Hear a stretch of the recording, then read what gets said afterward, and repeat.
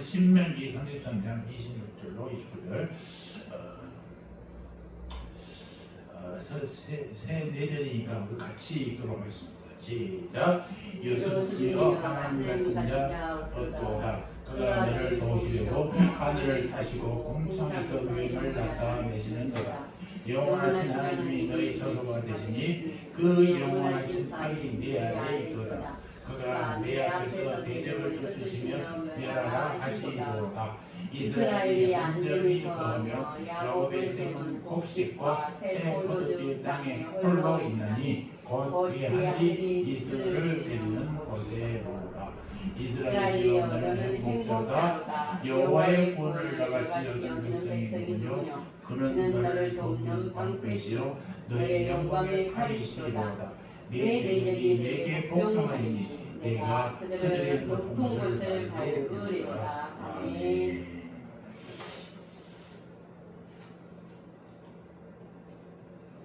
지난주 설교 여러분 기억하실까요?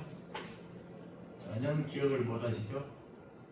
하모님도 축복의 잔이 넘치는 사랑이라는 제목으로 말씀드렸어요. 오늘은 다 같이 시작. 이스라엘이여는 행복자로다. 계속해서 하나님이 사랑하는 우리, 또 우리가 하나님을 믿는 우리들은 행복자와 축복이 넘치는 사람을 믿습니다. 아멘. 그래서 오늘 이스라엘에는 행복자다라는 말씀을 신명기 33장의 말씀을 중심으로 묵상해 보도록 하겠습니다. 사람은 본래 행복한 존재로 창조되었어요. 하나님께서 풍요롭게 살기를 원하셨단 말입니다. 에덴 동산에 살았던 아담과 하와는 하나님의 형상대로 지으시고 하나님이 완전한 자아 정체성을 소유했을 뿐 아니라 완전한 환경 속에서 살았지 않습니까? 하나님과 온전히 교제하면서 하나님을 손잡고 춤추던 것이 에덴 동산이었어요. 그런데 그들이 하나님의 약속을 지키지 않냐고 범죄에 따라가니까 하나님과 소통이 다 끊어졌단 말입니다. 그래서 그때부터 들으세요. 그들이 누렸던 모든 것이 잘라졌어요. 하나님의 형상은 무참히 훼손됐고 아담과 하와는 죄 때문에 통합된 자아가 분리되어 버렸고 갈급함과 욕구로 가득 찬 존재가 되어버렸단 말입니다. 그들은 내가 어디에 속했는가 방황됐어요. 그 다음에 나는 누구인가 엉망했어. 죄에 빠지면 그랬다는 것입니다. 그리고 내가 무엇을 해야 되는지 통제력도 잃어버린 존재들이 되고 말았다는 것입니다. 이제 사람은 더 이상 행복한 존재가 되지 못했어요. 행복한 조건들이 다 없어졌어요. 왜? 죄로 인해서 그랬단 말입니다. 설상가상으로 사단 마귀들이 그들의 무리들이 사람의 주변을 둘러싸면서 우리들을 유혹하기 시작했단 말입니다. 사람은 깊은 불의 속에 떨어지게 됐고 하나님의 도움 없이는 이제는 그 누구도 원래의 우리가 누렸던 행복의 자리로 갈 수가 없게 되어버렸습니다. 이제 모든 사람의 마음속에는 늘 마음이 불안하고 불안정하고 수치심과 죄책감, 무력감, 우울증, 분노 등과 같은 것들이 마음속에 들어요. 이런 감정도 다 파괴적인 감정들이잖아요. 이런 것이 우리를 지배하게 했단 말입니다. 심리학자들에 의하면 16세까지 자신에 관해서 17만 개의 부정적인 메시지를 받는데 16살 청소년 때까지 17만 개의 부정적인 언어가 온다는 거예요. 그러면 긍정적인 언어는 몇 개나 올까? 한 2만 개 온답니다. 그러니까 17만 대 2만 개. 그러니까 부정적인 말이 많이 와요. 긍정적인 말이 많이 있어요. 부정적인 말이 훨씬 많이. 얘들도 꼬마들도 말을 배우면요. 놀이터에서 애들하고 보면 욕부터 배워옵니다. 더 쓰던 그 말이 그 욕들이니까 말이에요. 무슨 뜻인지도 모르고 그 말을 배운단 말이에요. 그러니까 이 부정적인 말이 17만 개면 하루에 한 30개의 부정적인 메시지가 오는 것이고 한 3개 정도가 그나마 긍정적인 용어가 우리에게 오게 되는 것입니다. 그러니까 사람이 불행해질 수밖에 없지 않습니까? 안 된다, 못한다, 부정적인 얘기 보니까 우리가 그렇게 나도 모르게 그렇게 되어버린단 말이에요. 그런데 성경은 뭐라고 해요? 이스라엘을 행복한 사람이라고 얘기를 했습니까? 오늘 보면 29절로 다 같이 한번 볼까요? 29절 시작. 이스라엘이여 너는 행복한 사람이로다. 여호와의 구원을 너같이 얻은 백성이 누구냐? 그는 너를 돕는 방패시요 네 영광의 칼이시로다. 네 대적이 네게 복종하느니 네가 그들의 높은 곳을 밟고 이로다. 본문은 출애굽을 이끌었던 모세가 광야 생활 40년을 정리하면서 이 죽음을 앞두고 이스라엘 백성을 지파별로 축복합니다. 그 마지막 결론 부분에 뭐라고 그러냐? 이스라엘이여 너는 행복한 사람이로다. 이스라엘은 행복할 수밖에 없는 존재다 라고 말씀하고 있다는 것입니다. 이스라엘의 행복자인 이유가 뭐냐? 구약의 이스라엘 백성은 신약교회의 성도를 가리키잖아요. 그러니까 본문의 말씀은 하나님의 백성인 우리가 행복한 존재라는 말씀을 선포하고 있다는 것입니다. 우리가 행복한 존재라는 것입니다. 여러분 아멘입니까? 여러분들은 여러분이 느끼든지 못 느끼든지 여러분은 행복한 존재라는 사실을 믿으시기 바랍니다. 그럼 왜 우리가 행복자인가? 이 말씀을 오늘 본문을 통해서 한번 깊이 묵상해 보려고 합니다. 첫 번째 29절 이스라엘이 너는 행복한 사람이로다. 여호와의 구원을 너같이 얻은 백성이 누구냐? 라고 말씀하고 있죠. 여호와께서 놀라운 권능으로 구원해 주셨기 때문에 이 구원의 복 때문에 행복한 사람이다라는 것입니다. 이스라엘이 행복자인 것은 여호와 하나님이 그들을 놀라운 권능과 표적으로 구원해 주셨다라는 사실입니다. 이스라엘이 누리는 복은 구원의 복입니다. 성도가 누리는 복도 구원의 복입니다. 예수 믿으면 복 받습니다. 그 복이 어떤 복이에요? 구원의 복입니다. 구원의 복. 예수 믿으면 부자 됩니다. 성경에 그런 기자 하나도 없어요. 우리 내 존경하는 목사님 항상 말씀하지 바로 그런 우리가 죽을 수밖에 없고 지옥에 떨어질 수밖에 없는데 우리가 예수를 알고 나서 내가 삶을 얻었고 구원을 얻었고 이것보다 더 큰 구원이 어디 있겠어? 돈 몇 푼 주는 거 잠깐 이 세상 살 때 편할 수 있겠지만 죽고 나서 지옥에 떨어지면요 평생을 여러분 평생에 영원하게 불지옥에서 떨어지고 살게 된단 말입니다. 이 본질에서 나오는 구원이란 뭐냐? 구원이란 고난과 질병과 기근과 전쟁의 위험으로부터 건짐을 받았다라는 의미예요. 이 구약에서는. 그러니까 구약의 이스라엘 백성을 행복자로 만들어주셨던 하나님은 우리를 예수 그리스도 안에서 영적 이스라엘, 영적 백성으로 부르셔서 행복자로 만들어주셨다는 것입니다. 교회의 성도들 역시 지금 구원의 복을 누리는 행복자라는 어떤 이유 때문에 그러느냐? 우리는 죽을 수밖에 없는 죄의 노예의 상태에서 하나님의 놀라운 은혜로 인해서 예수님의 구속사역을 통하여 구원을 받았다는 것입니다. 그래서 우리의 행복은 구원의 축복에서 오는 것입니다. 제가 우리 연습을 바꿔놨잖아요. 우리 세암교회가 처음에 만들었을 때 세암교회 지향은 비전이에요. 늘 우리가 말씀으로 하나님을 알아가는 게 중요한 거예요. 말씀 속에 나타난 하나님을 알아야 돼. 내가 만난 하나님만이 아니라 말씀 속에서 통해서 성경 공부를 하는 거예요. 우리가 그래서 복음 예배 그런 이제 하려고 그러는데 그리고 이제 하나님을 아는 만큼 눈에 보이는 겁니다. 그럼 예배 때마다 그 살아있는 성령님을 만나서 그 축복을 받게 되는 거. 그것을 그 은혜를 통해서 우리가 이웃들에게 나눠주고 내가 성도로 삶 살아가는 거 대단히 중요하단 말입니다. 그래서 우리가 예수를 알고 죽을 수밖에 없는 우리들이 구원받은 이거야말로 얼마나 큰 감동인지 모르는 것입니다. 그러니까 하나님이 구원받는 감사로 생활하면 우리 삶이 어떻게 되고요? 감사한 삶이 사라지게 되는 것입니다.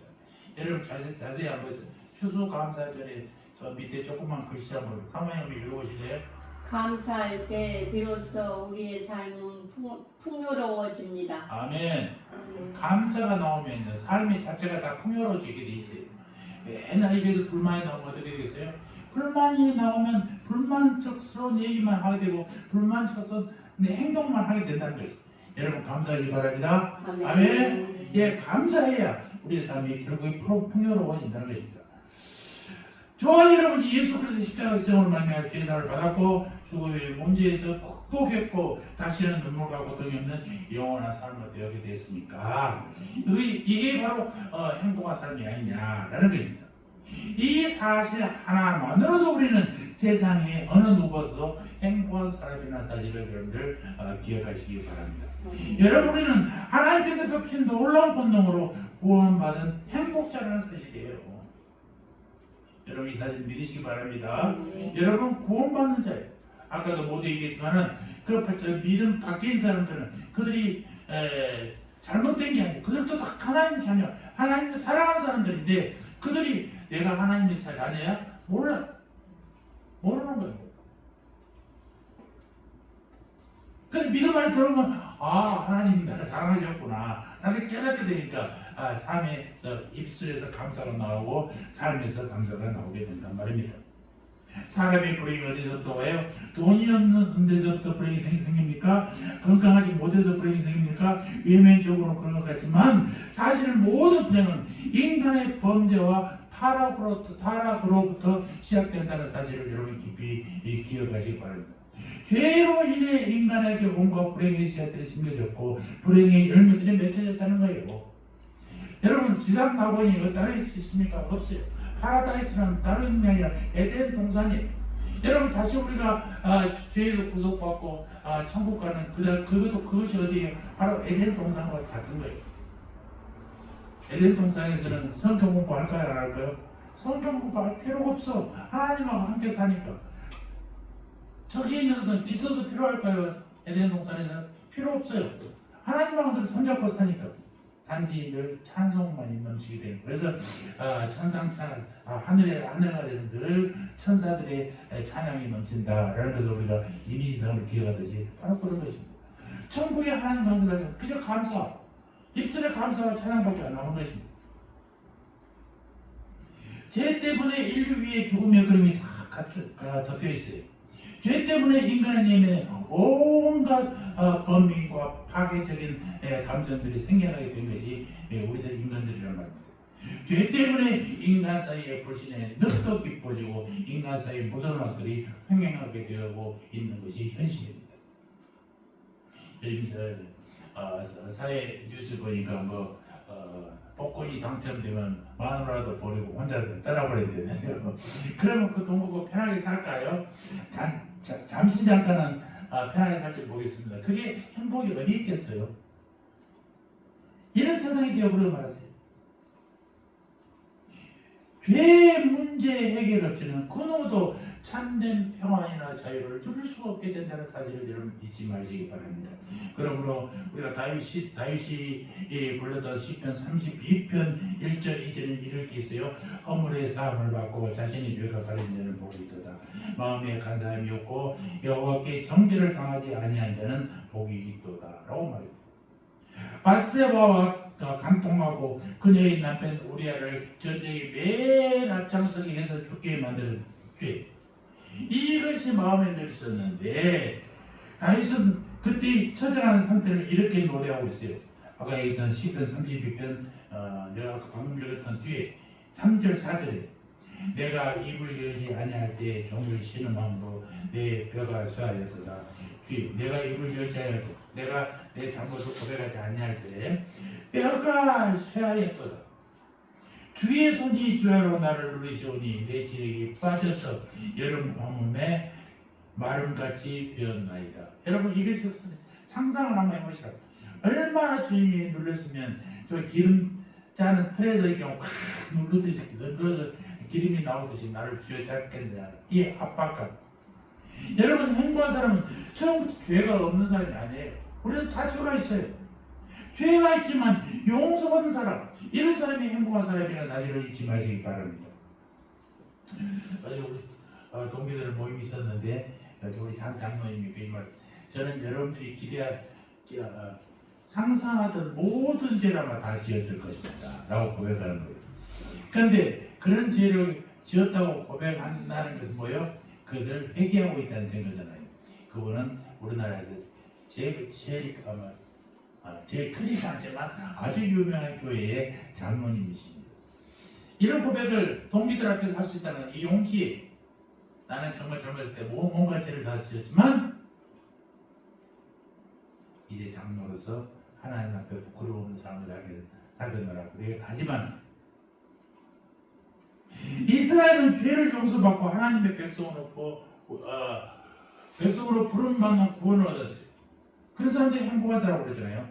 그들에게 6월절 어린 양이 피 뿌림이 있었지 않습니까? 그들에게는 호렙산에서 율법을 전수받으며 어린 양의 피 흘림을 통한 언약 체결이 있었어요. 이스라엘은 광야에 높이 세워진 장대 위에 돛병을 달아놓고 뱀을 믿음으로 바라보는 자마다 놀라운 치유의 기적을 경험하게 될 것이다라고 하나님이 말씀하셨습니다. 이스라엘 행진을 뒤따르던 생수로 공부하던 반석이신 그리스도께서 이스라엘을 동행하고 있었습니다. 이스라엘 지구상 그 어떤 민족도 경험해보지 못한 구원의 복을 누리던 행복자였다는 것입니다. 그 어려운 상황마다 하나님이 늘 그들과 함께했습니다. 그러니까 이스라엘 외에 다른 그 주위의 나라에서 도대체 저게 무슨 힘도 없는데 그 나라가 크지도 않은데 왜 저렇게 존재하고 있냐, 망하지 않고 존재하는가, 이게 궁금했던 거예요. 그게 뭐였건 여호와 하나님인데 이것을 그들도 알았어. 자기들의 신도 있지만 여호와 하나님이 신이라. 그때는 신과 신들의 싸움이 있으니까 여호와라는 신이 얼마나 무서웠던 것을 너무나 잘 기억하고 있던 그 주변의 나라들이었습니다.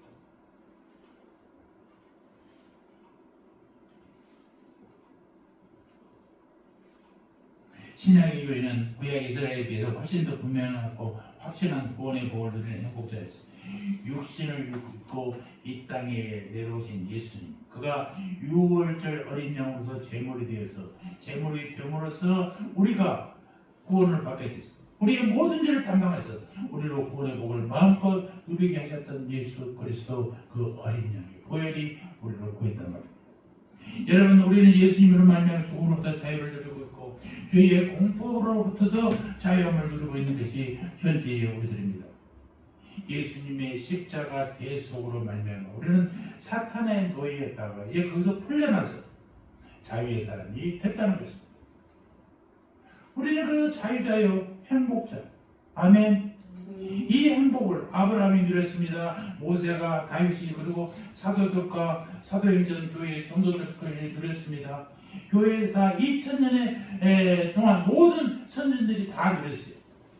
우리도 이 행복을 더 풍성히 누리는 사람이 되어야 될 줄 믿습니다.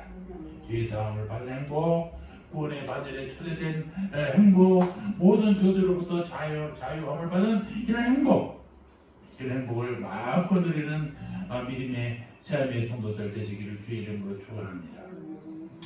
두 번째, 이 6구절 뒷줄에 보니까 그는 너를 돕는 방패이시요 내 영광의 칼이시로다 라고 했습니다. 그러니까 여호와께서 방패와 칼이 되어서, 방패와 칼은 뭐예요? 곧 보호한다는 거잖아요. 그러니까 주님의 도우심과 보호받는 복이 우리에게 주어져 있다는 사실입니다. 이스라엘의 행복자인 것은 여호와 하나님이 그들의 방패와 같이 되어 주시고 그들을 도우시고 보호해 주신다는 사실이에요. 이스라엘의 복은 뭐라고요? 도우심과 보호의 복이라는 것입니다. 그와 마찬가지로 예수 그리스도로서 영적 이스라엘로 부름받는 성도들 역시 하나님의 도우심과 보호하심을 받는 행복자라는 사실입니다. 사람은 다 누구나 세상을 살아가다 보면 시련도 있고 어려움도 있습니다. 예수 믿는 사람은 행복하고 다 시련이 없고 고난이 없습니까? 안 그래요. 아직은 완전한 하나님 나라가 되지 아니하고 사탄 마귀가 우리를 지배하고 있는 이상 우리는 시련을 겪게 되는 것입니다.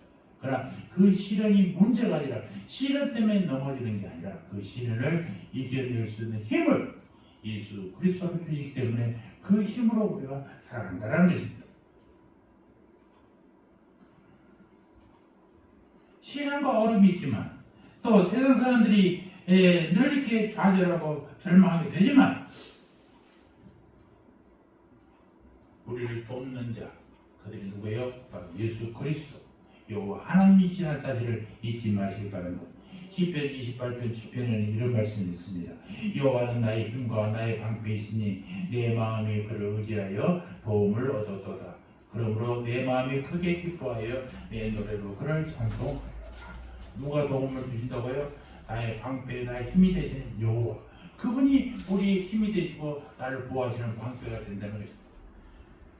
그분이 어떤 분이에요? 전능자의 전능자. 그분은 우리가 지면 어떤 문제라도 등이 해결해 주실 수 있는 분이라는 사실입니다. 시편 기자는 이렇게 노래합니다. 하나님은 우리의 피난처시요 힘이시니 환난 중에 만날 큰 도움이시라. 환난이 있더라도 우리를 만나게 해주시고 우리를 이끌어 주시는 분이 바로 주님이시라는 거죠. 그럼 우리는 진정한 행복자다라는 사실을 여러분 믿으시기 바랍니다. 스스로 내가 행복자일 줄 모르고 있던 우리들이 주님은 늘 이렇게 말씀으로 우리에게 깨우쳤습니다. 여러분 29절에서 여호와는 이스라엘을 돕는 방패라고 말씀하고 있잖아요. 이스라엘 백성의 모든 삶의 영역에서 그를 도우시고 보호하시는 분, 이분이 누구라고요? 여호와다, 하나님이다라는 사실입니다. 하나님이 이스라엘이 애굽의 새 풀무에서 고통받고 있음을 보시고 모세와 아론을 보내시죠. 그리고 애굽 왕 바로와 싸우겠습니다.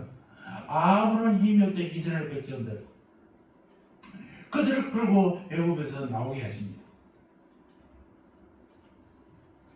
얼마나 많은 시련을 겪습니까? 10가지 재앙을 통해서 결국 애굽의 바로가 포기하지 않습니다. 이 10가지 재앙이 뭐예요?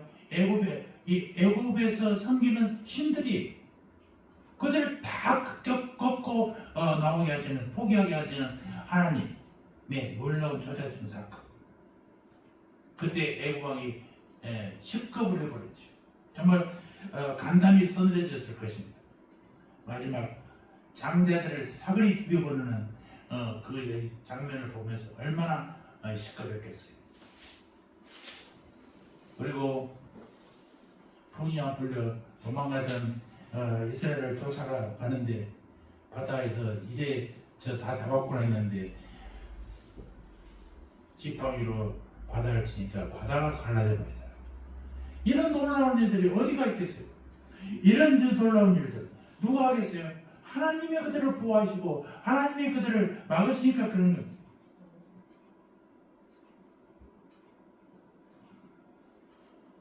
여호와 하나님은 이스라엘의 방패와 칼이 되어 주셨어요. 광야에서 물이 없어 부르짖을 때 반석에서 물을 터뜨리는 역사까지도 나게 했습니다. 지금 사우디 쪽에 정말 그 이스라엘의 정말 그 광야, 지금 사우디 그 시내산 쪽이나 시내산이 그 시간 이쪽 사우디 쪽에 있는 그 산이라고 그러는데 거기 사진을 보니까 어마어마한 그 바위가 있는데 정말 가을이 쫙 갈라졌더라고요. 그 밑에는 물이 흘렀던 자국이 있답니다. 지금도 있답니다.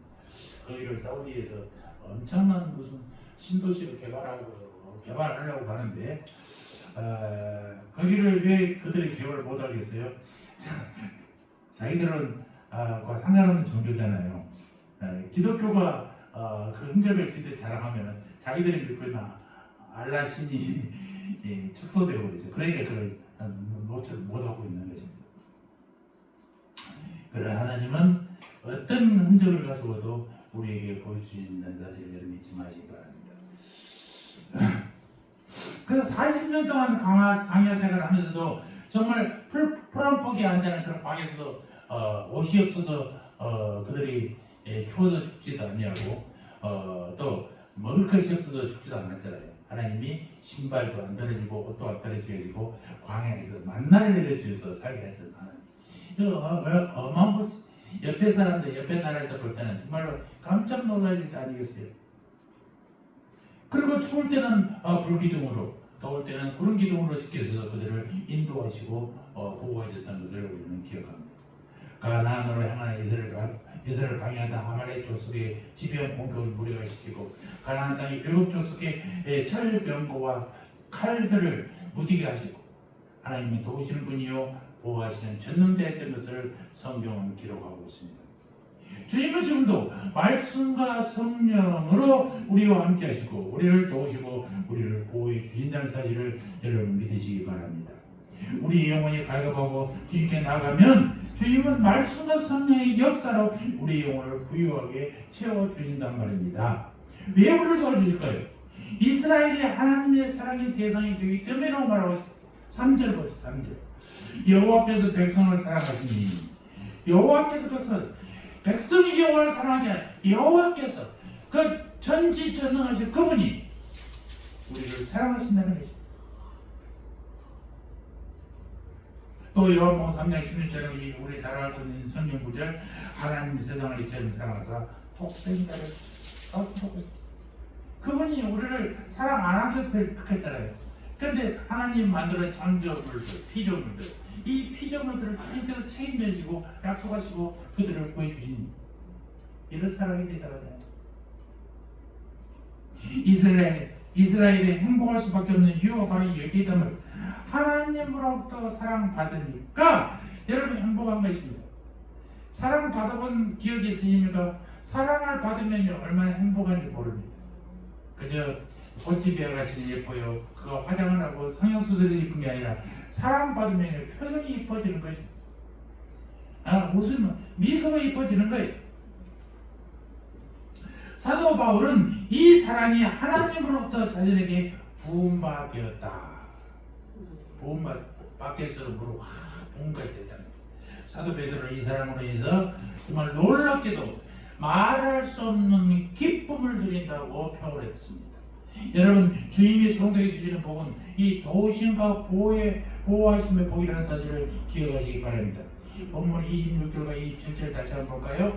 여수는요 하나님 같은 이가 없도다. 그가 그를 도우시려고 하늘을 타고 공장에서 위엄을 나타내시는도다.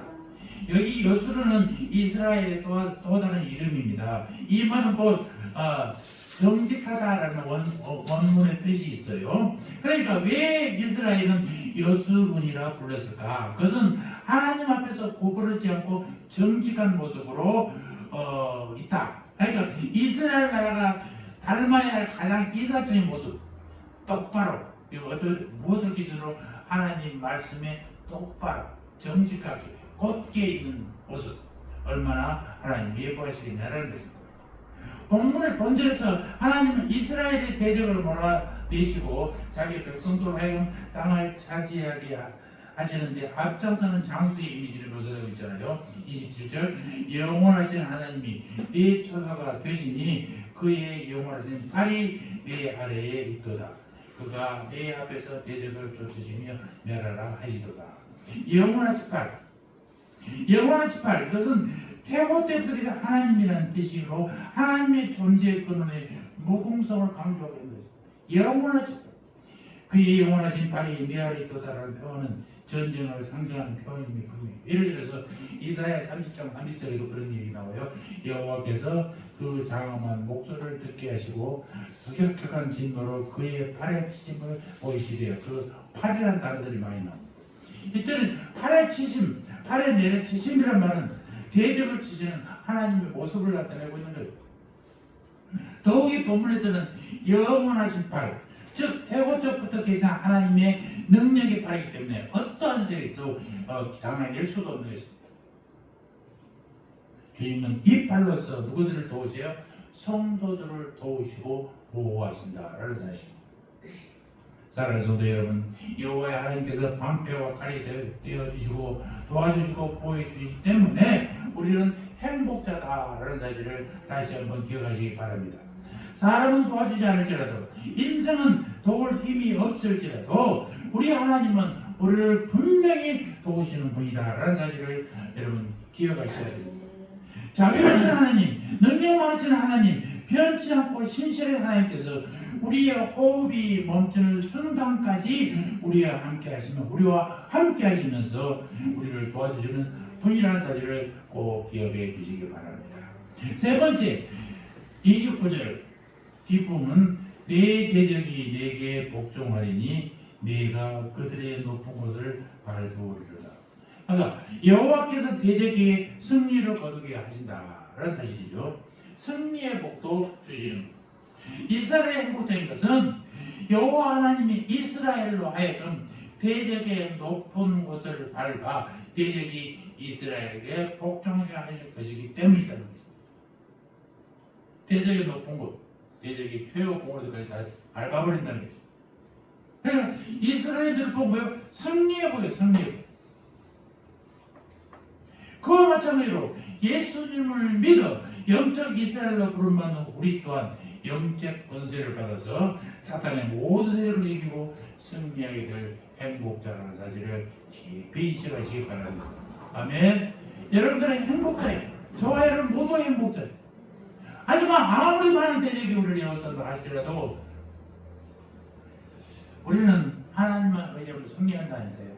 이 세상은 하나님 백성들이 필연적으로 고난을 만나게 되지만 하나님은 우리의 대적을 에워싸고 있는 그런 모든 것들을 전지전능하신 힘으로 다 승리케 한다는 사실을 믿으시기 바랍니다.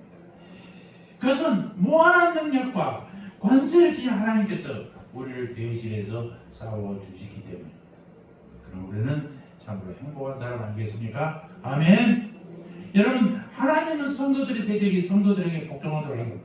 성도들의 대적이 성도들에게 복종하게 한다는 29절. 네가 그들의 높은 곳을 밟고 이르다. 그것은 성도들이 승리해서 노래 부른다는 것. 그리고 그들을 짓밟고 행진해서 나간다는 사실.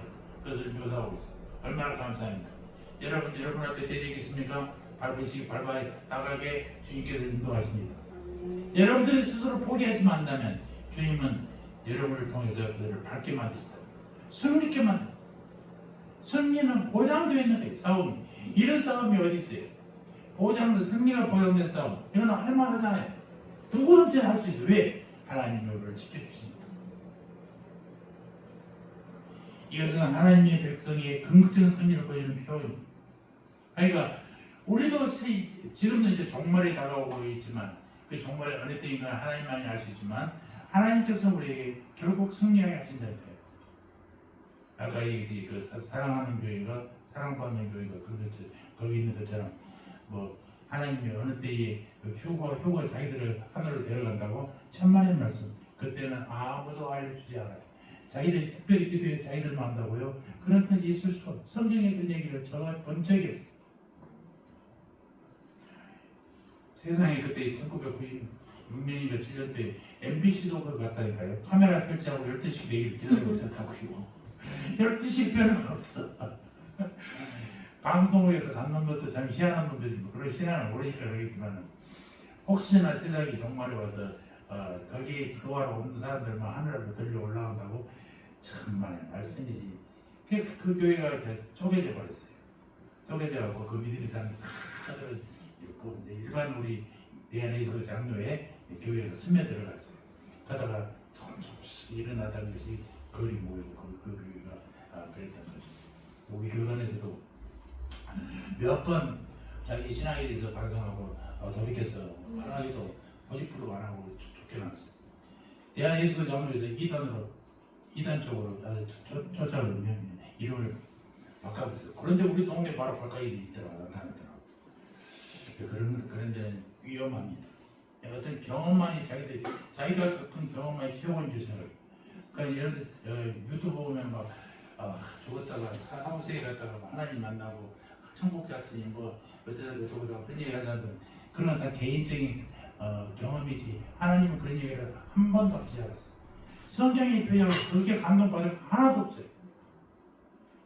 거기에 보고 막 천국 다니는 사람 얘기만 하고 아니요 그런 거 보면 성경이 무슨 필요 있어요. 성경이 말하는 하나님의 말씀을 받아야지 그런 경험을 특별하면 왜 그 사람한테만 그럴까? 다른 사람 믿음의 사람들 그 사람 이 세상에 믿음의 사람이 그 사람 한 사람뿐이겠어요? 많은 사람들 믿음이 있으면 그럼 여러 사람들 나타나야지. 그렇지 않습니다. 그런 것이 혹하면 안 돼요. 특별한 경우에는 그럴 수 있지만 그것이 보편화된다고 생각해서는 안 된다는 것입니다. 그런데 혹하고 넘어가서는 안 되는 것입니다. 누가 목사가 손하고 기도했더니 병이 나왔다. 나을 수 있을까요? 안 나올까요? 나올 수 있지. 당연히 나올 수 있어요. 하나님이 병도 치료해 주시니까. 그 목사만이 제일일까요? 아니요. 잠시 그를 위해서 그 목사를 사용하는 하나님이시지 그 목사의 능력이 있는 거 아니라고.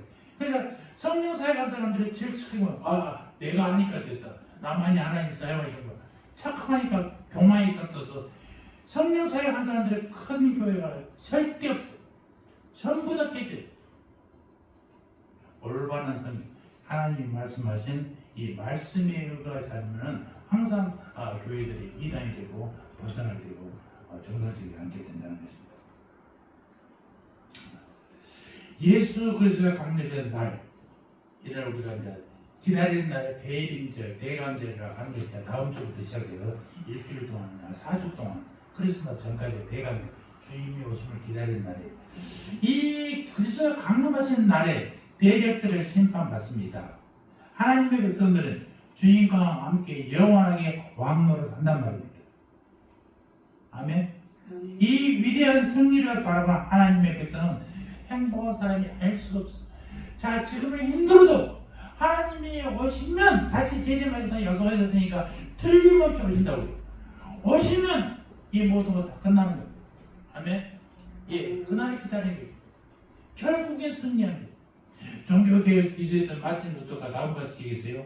사단이 내 마음에 다가와 이곳에 누가 살고 있는가를 물으면 내 마음속에선 이전에는 루터가 살았는데 지금은 내가 살고 있느니라 라고 하나님의 음성, 예수님의 음성이 울려 나오고 예수님의 음성을 들으면 사탄은 물러간다 라고. 그러니까 내 안에 누가 계세요? 성령님이 계세요. 성령님이 예수님이잖아요. 그러니까 그분이 살아계세요. 예전에는 사람마귀가 살았어요. 그래서 막 욕심만 부리고 남의 것 필요가 우선 내가 우선이고 막 그랬던 것이 이제는 내가 좀 양보를 해도 결국 하나님이 다 도와주시고 이끌어 주시고 하는 거죠. 그런 예수님이 살아있는 성령이 살아있는 곳에 사단이 들어갈 수 있어요? 못 들어간다니까요. 사단은 한 번 들어갔던 곳은 자기 집이라고 생각하고 늘 들여다봅니다. 피해 쓰고 들어가는 거예요. 그래서 성령님이 예수님이 차 있으면 어떻게 들어갈 수가 없어요. 저는 김포공항쪽에서 근무했습니다. 한강과 저기 인천 앞바다 그쪽을 경계하던 우리 사람이 있어요. 거기는 간첩들이 엄청나게 들어드는 곳이었습니다. 그런데요, 간첩이 어떤 곳만 들어가시냐 아십니까? 한번 갔던 곳만 꼭 들어가는 거예요. 왜? 거기는 지형집을 다 알잖아요. 설무가 밀물이 언제 있는지 다 알잖아요. 자료가 다 있으니까. 딱 한 가지 경계병이 잠깐만 너를 팔면 들어갈 수 있는 것이. 새로운 것을 개발하려면 거기에 대한 지형, 정보 막 하는 게 부실 복잡하는데 알고 있을 딱 하나 경계병이 잠깐만 눈만 팔면 들어갈 수 있는. 그러니까 자주 들어와요. 들어온 거에 또 오는 것입니다. 우리 동기 하나가 하도 지겨워요. 그 윗사람들이 갈래 늘 거기를 시찰하면 그것만 들리거든요. 그 간첩이 됐다고. 그 브리핑하다가 지겹다고 자살한 친구가 있어요. 그랬습니다만 그걸 못하고 견딘 목적을 죽습니다.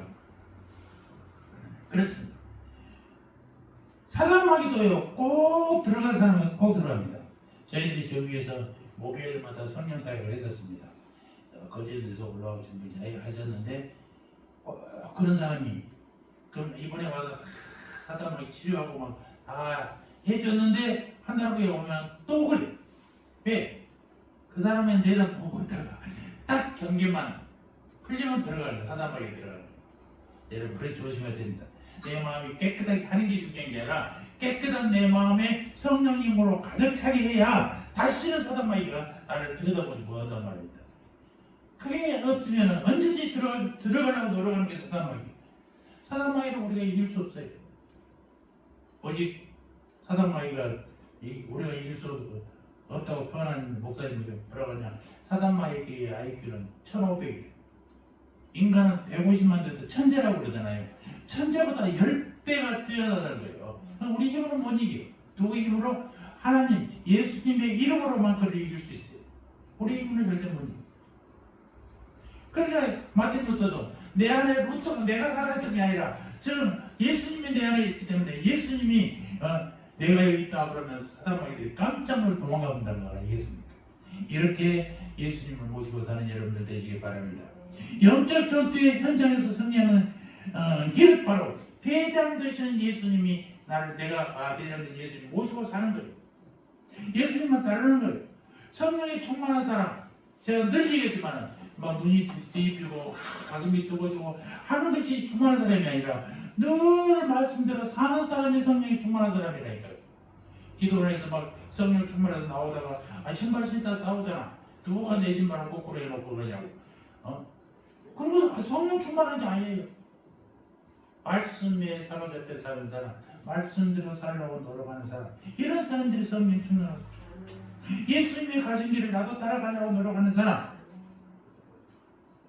기독교 이름이 존경받지 못하고 교회의 권위가 땅에 떨어지고 오는 현장은 전적으로 누구 책임이에요? 우리 그리스도 책임이잖아요. 전도하다 보면 그런 얘기도 가끔 들어요. 나 예수 잘 아는데 예수 쟁이들이 미워서 교회 안 나갑니다. 예수는 누구도 거부하지 않아요. 그런데 예수 쟁이들과 하는 걸 보면 가기 싫다는 거예요. 이건 누구 잘못이에요? 우리 잘못이죠. 아까도 얘기했지만 유사 이단들이 그 이단들이 이제 자기들 교단 이름 붙이면 딱 교통나니까 대한예수교 장로회라고 이름을 간판으로 바꿔서 달아놓습니다. 그런 사람들이 건전한 교회인가 보다 하고 들어가다 보니까 설교가 다르고 말하는 게 다르고 이상해집니다. 잘못했구나 생각하면은 그래서 코가 딱 끼어가지고 막 오만 괴롭힘을 당하고 이런 것들 너무나 많이 봅니다.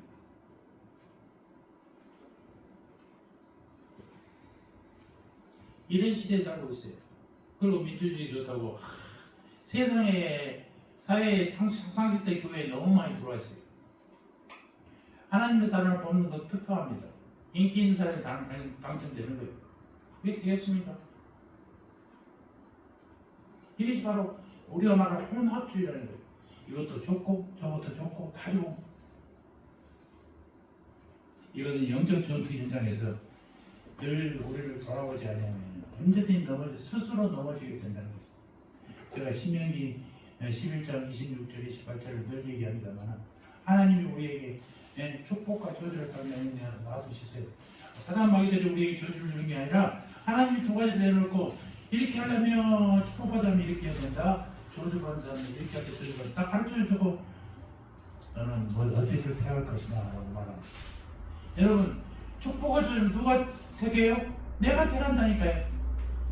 하나님이 시키는 대로 이 축복받을 일을 이렇게 된단다. 저주받으면 이렇게 하면 저주받아 가르쳐줬는데 누가 선택해? 내가 선택한다니까요. 사단마귀 핑계대지 마십시오. 사단마귀가 혹시나 우리를 이용했더라도 넘어간 사람 우리가 벌을 받지 그들만 벌 받는 게 아닙니다. 착각해서는 안 돼요. 본문 29절에서 이스라엘의 너네 행복한 사람들이라고 말하죠. 하나님의 백성은 정말 행복한 사람이 구원의 복, 도움과 보호의 복, 그리고 승리의 복이 넘쳐나는 사람이 우리들이라는 것입니다. 우리가 어떻게 이 행복을 누려야 되느냐? 어떤 사람들은 행복을 소유로 누리려고 합니다. 그러나 재물, 학식, 건강이나 외모, 명예나 사회적 인연 같은 것은 우리들에게 근본적으로 행복을 주지 못해요. 요즘에 국회 무슨 회의하는 막 방송 다 해주니까 많이 보잖아요. 나는 좋은 대학 다니고 좋은 직업을 가진 사람들 보고 부러워했는데 그것만 아닐까. 서울대 법대 나오고 건반 사는 사람들 인성이 개판인 사람들이 많아. 어떤 코미디언이 그러더라고요. 서울대 역시 자녀가 들어가거든 여러분 걱정하셔야 됩니다. 왜요? 서울대 출신들이 독방에 제일 많대요. 그건 불쌍해요. 학교가 사람을 만든 게 아니라 사람이 중요하다니까. 사람 되는 데가 중요하지 학벌이 중요한 게 아니에요.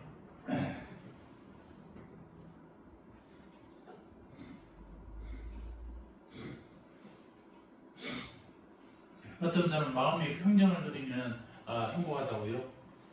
아니요. 인간이 어떻게 자기 마음을 다스릴 수 있어요? 자기 마음을 다스릴 수 없어요. 우리는 하나님의 말씀을 지킴으로써 행복할 수 있다는 거예요. 하나님이 가라는 길을 감으로써 행복해 줄 수 있다는 것이지 내가 어떤 방법을 택한다 안 되는 거예요. 인류에게 불행이 찾아온 근본적인 뭐예요?